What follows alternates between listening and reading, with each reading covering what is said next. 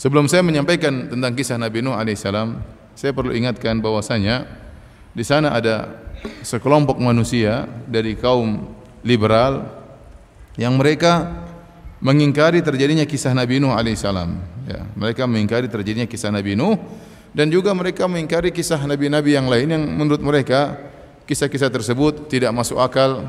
Ya, tentunya tidak masuk akal menurut otak mereka. Ya, sebenarnya kisah-kisah para nabi masuk akal. Ya, hanya saja kisah-kisah tersebut tidak sesuai dengan apa yang mereka yakini, yaitu berupa liberalisme.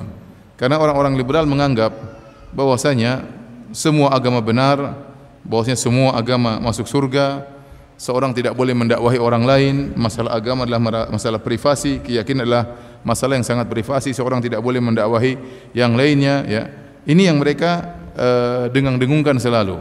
Ternyata kisah-kisah para nabi menghantam akidah mereka dari akar, dari dasar dihantam oleh kisah-kisah para nabi. Karena kisah-kisah para nabi isinya apa?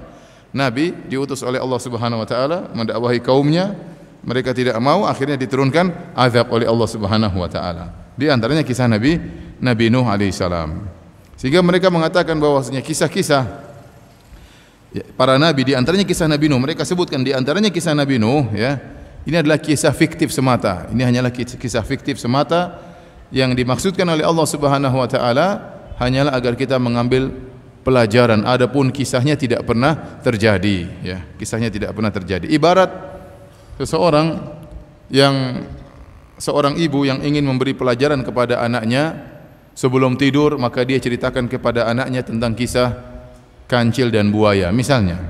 Padahal kisah tersebut tidak pernah terjadi, tetapi hanya dibuat cerita, ya, supaya ya seorang bisa mengambil pelajaran dari kisah kancil dan buaya, atau membuat cerita-cerita dongeng, cerita rakyat yang tidak pernah terjadi hanya sekedar untuk apa? Untuk mengambil ibrah, pelajaran dari kisah-kisah tersebut. Nah, begitulah pemikiran mereka terhadap kisah-kisah yang Allah sebutkan dalam Al-Qur'an. Menurut mereka kisah-kisah tersebut hanyalah kisah-kisah fiktif, tidak pernah terjadi, dan ini adalah kekufuran. Meyakini bahwasanya kisah-kisah dalam Al-Qur'an itu adalah hanya kisah-kisah fiktif yang tidak pernah terjadi merupakan kekufuran. Persis pernyataan mereka ini persis seperti pernyataan orang-orang kafir terdahulu, orang-orang musyrikin yang mereka mengingkari Al-Qur'an. Mereka berkata, hadza asatirul awwalin. Sungguhnya Al-Qur'an itu hanyalah dongeng-dongeng orang-orang terdahulu. Kata mereka, Al-Qur'an itu dongeng. Ini pertama, bahwasanya pemikiran seperti ini persis seperti pernyataan orang-orang kafir terlebih dahulu, musuh-musuh para nabi. Mereka mengatakan Al-Qur'an adalah asatirul awwalin, kisah-kisah dongeng orang-orang terdahulu. Nah, kalau kita bilang kisah Nabi Nuh fiktif, berarti dongeng atau bukan? Dongeng. Apa bedanya dengan pernyataan orang-orang musyrikin terdahulu? Kemudian tatkala kita menyatakan bahwasanya kisah Nabi Nuh adalah fiktif, ya, maka sesungguhnya kita menyatakan bahwasanya Allah telah berdusta. Berarti Allah sengaja berdusta dalam Al-Qur'an. Al-Qur'an bukanlah kitab yang jujur, ada kedustaan dalam Al-Qur'an, ya. Kita saja tidak mau dikatakan, ya, dusta, apalagi tuduhan dusta kepada Allah Subhanahu wa taala, ya. Saya akan nukilkan sebagian perkataan mereka tentang hal ini. Mau dengar atau tidak?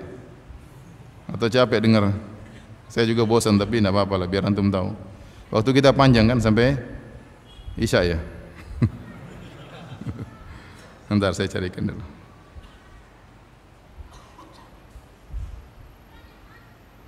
Salah seorang dari mereka, dari orang-orang liberal di tanah air kita, menulis suatu artikel yang judulnya Al-Qur'an dan Spider-Man.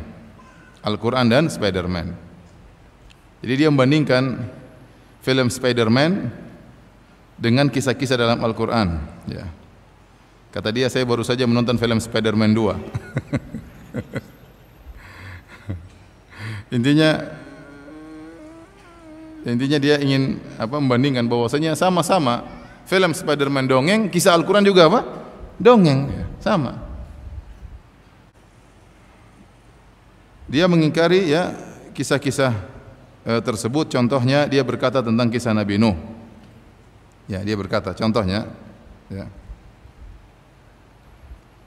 Maksud saya begini, kata dia, kalau kita telah kisah-kisah dalam Al-Quran itu ada pola demikian. Nabi datang berdakwah lalu masyarakat menolak bahkan musuhi. Ujungnya Tuhan marah, mengirim azab. Azab yang buat saya paling mengerikan adalah banjir Nuh.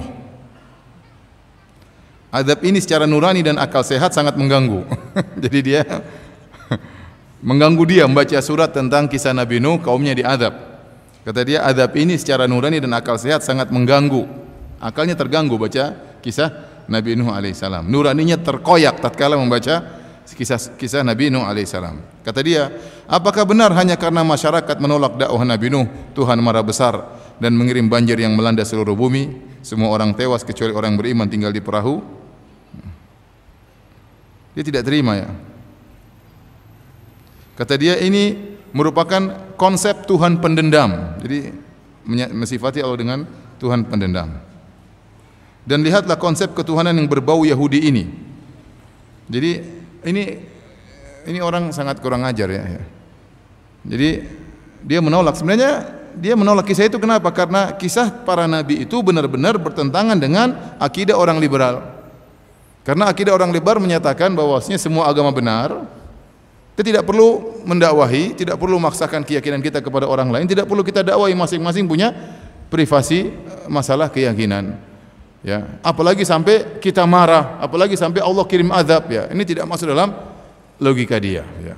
Oleh karena tatkala kisah Nabi Nuh alaihissalam, Nabi Nuh berdakwah ya, kemudian Allah murka, turunkan banjir, dia tidak terima. Kenapa Allah harus marah? Kita bilang ya jelaslah, ini kaum kurang ajar ya. Syirik 950 tahun, lama tuh sebentar. Lama, kurang ajar ya. Memang sudah pantas untuk dikirim apa? Dikirim azab ya. Karena mereka didakwai 950 tahun sombong, ngeyel, angkuh, musyrik, bukan cuma setahun 2 tahun, 950 tahun. Maka saatnya Allah mengirimkan azab kepada mereka.